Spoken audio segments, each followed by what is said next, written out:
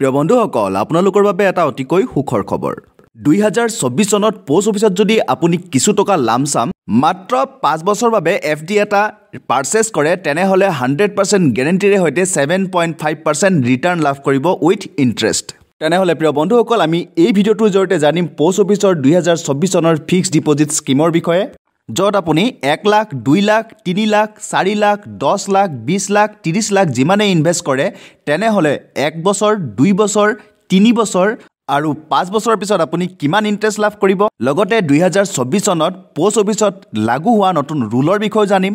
আপুনি যদি প্ৰিমেচিউৰ উইথড্ৰল কৰে তেনেহলে কিমান চাৰ্জ দিব লাগিব 2024 চনৰ ফাৰ্স্ট কোৱাৰ্টাৰত আপুনি কিমান ইন্টাৰেষ্ট লাভ কৰিব একাউন্ট ওপেনিংৰ প্ৰসেস কি সকলো এই ভিডিওটোৰ জৰিয়তে আমি জানিম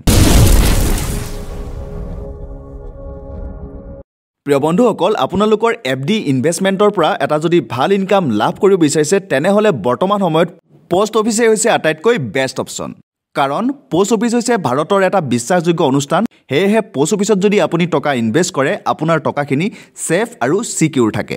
আৰু লগতে ম্যাচুৰিটিৰ সময়ত আপুনি গুড ৰিটাৰ্ণ আৰু ইন্টাৰেষ্ট লাভ কৰিবলৈ সক্ষম হ'ব থেয়াও গ্যাৰান্টেড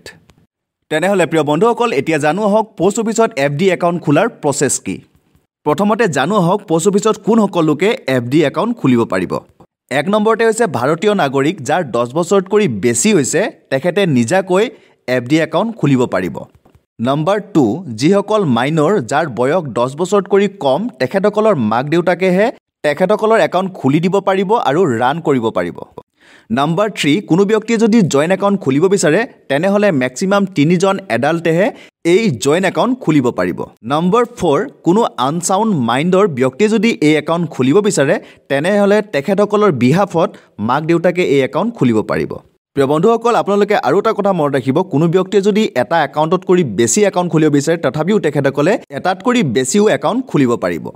তেনেহলে প্ৰিয় বন্ধুসকল এতিয়া জানো হওক পোষ্ট অফিসত এফডিৰ ম্যাক্সিমাম আৰু মিনিমাম ডিপোজিট লিমিট কিমান প্ৰিয় বন্ধুসকল আপোনালোকৰ বাবে অতিকৈ সুখৰ খবৰ পোষ্ট অফিসত মিনিমাম ডিপোজিট লিমিট হৈছে 1000 অৰ্থাৎ 1000 ইন মাল্টিপল অফ 100 আৰু আটাইতকৈ গুৰুত্বপূৰ্ণ কথাটো হৈছে পোষ্ট অফিসৰ এফডি একাউন্টত আপোনাৰ ম্যাক্সিমাম ডিপোজিট লিমিট কোনো ধৰণৰ ফিক্স নাই অৰ্থাৎ আপোনালোকে আনলিমিটেড আপোনালোকে যিমান ইনভেস্ট কৰিব বিচাৰিছে হিমানেই ইনভেস্ট কৰিব পাৰিব 1000 টকাৰ পৰা 1 লাখ 2 লাখ 20 লাখ 30 লাখ 50 লাখ 60 লাখ আপোনালোকে যিমানেই ইনভেস্ট কৰিব বিচাৰিছে হিমানেই ইনভেস্ট কৰিব পাৰিব প্ৰিয় বন্ধুসকল এতিয়া জানো হওক পোষ্ট অফিসত আপোনালোকে কিমান বছৰ বাবে ফিক্স ডিপোজিট কৰিব পাৰিব বন্ধুসকল আপোনালোকে পোষ্ট অফিসত 1 বছৰ 2 বছৰ 3 বছৰ আৰু 5 বছৰ বাবে ফিক্স ডিপোজিট কৰিব পাৰিব অৰ্থাৎ এফডি কৰিব পাৰিব ইয়াৰ উপৰিও আপোনাৰ এফডি ম্যাচুৰিটিৰ সময়ত যদি এক্সটেন্ড কৰিব বিচাৰিছে তেনেহলেও এক্সটেন্ড কৰিব পাৰিব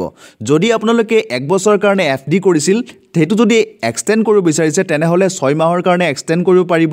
2 বছৰৰ এফডি টু 12 মাহৰ বাবে এক্সটেন্ড কৰিব পাৰিব ইন দা টাইম অফ ম্যাচুৰিটি লগতে 3 বছৰৰ পৰা 5 বছৰ যদি এফডি কৰিছিল তেনেহলে 18 মাহলৈকে আপোনালোকে এক্সটেন্ড কৰিব পাৰিব প্ৰিয় বন্ধুসকল এতিয়া জানো হওক এফডি খোলাৰ পিছত আপুনি যদি প্ৰিমেচিউৰ উইথড্ৰল কৰিব বিচাৰিছে অৰ্থাৎ ক্লোজ কৰিব বিচাৰিছে অৰ্থাৎ আপোনাক যদি একাউন্টটো খোলাৰ পিছত টকাৰ প্ৰয়োজন হয় আপুনি একাউন্টৰ পৰা টকাখিনি উইথড্ৰ কৰিব পাৰিবনে নোৱাৰে তাৰ বিষয়ে প্ৰিয় বন্ধুসকল আপোনালোকে মনত ৰাখিব পোষ্ট অফিসত এফডি একাউন্ট খোলাৰ পিছত 6 মাহলৈকে প্ৰিমেচিউৰ ক্লোজিং অৰ্থাৎ উইথড্ৰল কৰিব নোৱাৰিব কিন্তু 6 মাহৰ পিছত আপোনালোকে এই প্ৰিমেচিউৰ উইথড্ৰল কৰিব পাৰিব এইখিনিতে এটা কথা কিন্তু মনত ৰাখিব আপুনি যদি 6 মাহৰ পৰা 1 বছৰৰ ভিতৰত আপোনাৰ এফডি একাউন্টটো প্ৰিমেচিউৰ ক্লোজিং কৰে তেনেহলে কিন্তু যেটো সেভিং একাউন্টৰ ইন্টাৰেষ্ট ৰেট হেতু আপোনাৰ একাউন্টটোত ক্যালকুলেট নকৰিব যেটো আপোনাৰ বেসিক সেভিং একাউন্টৰ ইন্টাৰেষ্ট ৰেট হেহে আপুনি ক্লোজিংৰ সময়ত লাভ কৰিব আৰু যদিহে 2 বছৰ 3 বছৰ আৰু 5 বছৰৰ এফডি এটা আপুনি 1 বছৰৰ পিছত আৰু 5 বছৰৰ আগতে যদি আপুনি প্ৰিমেচিউৰ উইথড্ৰল কৰে তেনেহলে আপোনাৰ যেটো ইন্টাৰেষ্ট ৰেট তাতকৈ 2% কম লাভ কৰিব অৰ্থাৎ বন্ধুসকল কথাটো হল আপোনালোকে এটা এফডি পোষ্ট অফিসত খোলাৰ পিছত নিৰ্ধাৰিত সময়ৰ আগতে যদি প্ৰিমেচিউৰ ক্লোজিং কৰে তেনেহলে আপোনালোকৰ লছ হ'ব পৰাপক্ষত আপোনালোকে প্ৰিমেচিউৰ ক্লোজিং নকৰাটোই ভাল হেহে বন্ধুসকল আপোনালোকে এটা এফডি খোলাৰ আগতে আপোনালোকৰ টাইম ডিউৰেচনটো আগতে ভাবি লব 1 বছৰ কৰিব নে 2 বছৰ নে 3 বছৰ ক্লোজিং কৰিব নে 5 বছৰ ক্লোজিং কৰিব আপোনালোকে আগতে থিৰাং কৰি লব তাৰ পিছতে ইনভেস্ট কৰিব যাতে আপোনালোকৰ লছ নহয় তেনেহলে প্ৰিয় বন্ধুসকল এতিয়া জানো আহক কিমান বছৰৰ বাবে এফডি খুলিলে আপোনালোকে কিমান ইন্টাৰেষ্ট লাভ কৰিব বন্ধুসকল আপুনি যদি 1 বছৰৰ কাৰণে FD অৰ্থাৎ টাইম ডিপোজিট কৰে তেনেহলে ইন্টাৰেষ্ট লাভ কৰিব 6.9%, 2 বছৰৰ কাৰণে FD বা টাইম ডিপোজিট কৰিলে আপুনি ইন্টাৰেষ্ট লাভ কৰিব 7% আৰু 3 বছৰৰ বাবে যদি আপুনি FD অৰ্থাৎ টাইম ডিপোজিট কৰে তেনেহলে ইন্টাৰেষ্ট লাভ কৰিব 7.1% আৰু ফুল টাইম অৰ্থাৎ 5 বছৰৰ বাবে যদি FD অৰ্থাৎ টাইম ডিপোজিট কৰে আপুনি ইন্টাৰেষ্ট লাভ কৰিব 7.5%। তেনেহলে প্ৰিয় বন্ধুসকল আহকচোন আপোনালোকক এতিয়া ইন্টাৰেষ্ট ৰেটটো ক্যালকুলেশন কৰি দিও আপোনালোকে টাইম ডিপোজিট কৰিলে কিমান ইন্টাৰেষ্ট লাভ কৰিব। প্ৰিয় বন্ধুসকল প্ৰথমতে আমি যদি 1 বছৰৰ বাবে টাইম ডিপোজিট কৰো তেনেহলে কিমান ইন্টাৰেষ্ট লাভ কৰিম তাৰ বিষয়ে জানো আহক। আপুনি যদি 1 লাখ টকা 1 বছৰৰ বাবে FD কৰে তেনেহলে ইন্টাৰেষ্ট লাভ কৰিব 7080 টকা, মেচুৰিটিৰ সময়ত আপুনি লাভ কৰিব 1,07,080 টকা। 3 লাখ টকা যদি ইনভেস্ট কৰে 1 বছৰৰ বাবে তেনেহলে ইন্টাৰেষ্ট লাভ কৰিব 21,241 টকা আৰু মেচুৰিটিৰ সময়ত আপুনি লাভ কৰিব 3,21,241 টকা।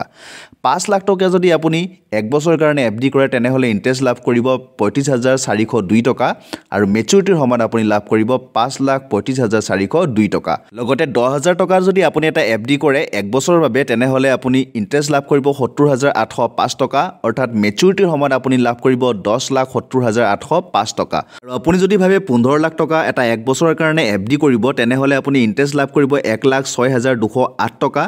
আৰু মেচুৰিটিৰ সময়ত আপুনি লাভ কৰিব 16,06,208 টকা। আৰু যদিহে আপোনাৰ 20 লাখ টকা এটা আছে 1 বছৰৰ কাৰণে FD কৰিব বিচাৰিছে তেনেহলে আপুনি ইন্টাৰেষ্ট লাভ কৰিব 1 বছৰৰ পিছত 1,41,611 টকা অৰ্থাৎ আপুনি মেচুৰিটিৰ সময়ত সম্পূৰ্ণ 21,41,611 টকা লাভ কৰিব। বন্ধুসকল এতিয়া জানো আহক 2 বছৰৰ কাৰণে FD কৰিলে আপুনি কিমান ইন্টাৰেষ্ট লাভ কৰিব। 2 বছৰৰ কাৰণে 1 লাখ টকা যদি আপুনি FD কৰে তেনেহলে ইন্টাৰেষ্ট লাভ কৰিব 14,371 টকা, মেচুৰিটিৰ সময়ত আপুনি লাভ কৰিব 1,14,371 টকা। 2 বছৰৰ বাবে 3 লাখ টকাৰ FD কৰিলে আপুনি ইন্টাৰেষ্ট লাভ কৰিব 43,115 টকা আৰু মেচুৰিটিৰ সময়ত আপুনি লাভ কৰিব 3,43,115 টকা। 5 লাখ টকা যদি আপুনি 2 বছৰৰ বাবে ইনভেস্ট কৰে তেনেহলে আপুনি ইন্টাৰেষ্ট লাভ কৰিব 71,859 টকা অৰ্থাৎ মেচুৰিটিৰ সময়ত আপুনি লাভ কৰিব 5,71,859 টকা। 10 লাখ টকা যদি আপুনি 2 বছৰৰ বাবে FD কৰে তেনেহলে ইন্টাৰেষ্ট লাভ কৰিব 1,43,718 টকা, মেচুৰিটিৰ সময়ত আপুনি লাভ কৰিব 11,43,718 টকা। 15 লাখ টকাৰ 2 বছৰৰ কাৰণে FD কৰিলে আপুনি ইন্টাৰেষ্ট লাভ কৰিব 2,15,577 টকা আৰু মেচুৰিটিৰ সময়ত আপুনি লাভ কৰিব 17,15,577 টকা। 20 লাখ টকা যদি আপুনি 2 বছৰৰ কাৰণে FD কৰে তেনেহলে ইন্টাৰেষ্ট লাভ কৰিব 2,87,437 টকা আৰু মেচুৰিটিৰ সময়ত আপুনি লাভ কৰিব 22,87,437 টকা। বন্ধুসকল এতিয়া জানো আহক 3 বছৰৰ কাৰণে এটা FD কৰিলে আপুনি কিমান ইন্টাৰেষ্ট লাভ কৰিব। 1 লাখ টকা 3 বছৰৰ কাৰণে FD কৰিলে আপুনি ইন্টাৰেষ্ট লাভ কৰিব 21,873 টকা, মেচুৰিটিৰ সময়ত আপুনি লাভ কৰিব 1,21,873 টকা। 3 লাখ টকা 3 বছৰৰ কাৰণে ইনভেস্ট কৰিলে 65,621 টকা ইন্টাৰেষ্ট লাভ কৰিব আৰু মেচুৰিটিৰ সময়ত আপুনি লাভ কৰিব 3,65,621 টকা। 5 লাখ টকা 3 বছৰৰ কাৰণে FD কৰিলে আপুনি ইন্টাৰেষ্ট লাভ কৰিব 1,09,369 টকা, মেচুৰিটিৰ সময়ত আপুনি লাভ কৰিব 6,09,369 টকা। 10 লাখ টকা 3 বছৰৰ কাৰণে FD কৰিলে আপুনি ইন্টাৰেষ্ট লাভ কৰিব 2,18,738 টকা আৰু মেচুৰিটিৰ সময়ত আপুনি লাভ কৰিব 12,18,738 টকা। 15 লাখ টকা 3 বছৰৰ কাৰণে FD কৰিলে আপুনি ইন্টাৰেষ্ট লাভ কৰিব 3,28,108 টকা আৰু মেচুৰিটিৰ সময়ত আপুনি লাভ কৰিব 18,28,108 টকা। আৰু 20 লাখ টকা যদি 3 বছৰৰ কাৰণে FD কৰে তেনেহলে ডাইৰেক্ট 4,37,477 টকা ইন্টাৰেষ্ট লাভ কৰিব আৰু মেচুৰিটিৰ সময়ত আপুনি লাভ কৰিব 24,37,477 টকা। বন্ধুসকল এতিয়া লাষ্ট স্লেপ অৰ্থাৎ 5 বছৰৰ কাৰণে যদি আপুনি FD কৰে তেনেহলে কিমান ইন্টাৰেষ্ট লাভ কৰিব তাৰ বিষয়ে জানো আহক। 1 লাখ টকা 5 বছৰৰ কাৰণে FD কৰিলে ইন্টাৰেষ্ট লাভ কৰিব 38,567 টকা আৰু মেচুৰিটিৰ সময়ত আপুনি লাভ কৰিব 1,38,567 টকা।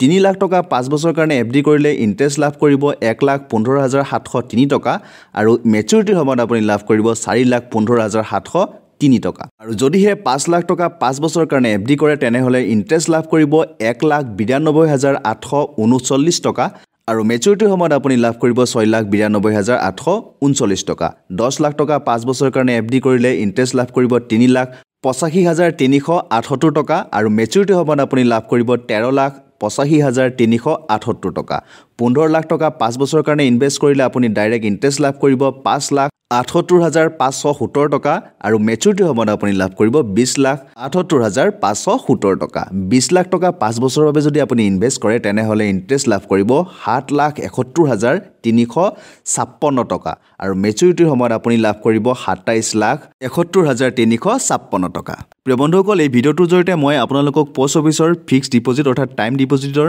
ইন্টাৰেষ্ট ৰেট লগতে কি ধৰণে ইনভেষ্ট কৰিব আৰু কিমান ইন্টাৰেষ্ট লাভ কৰিব সকলো ডিটেইল জনাবলৈ চেষ্টা কৰিছো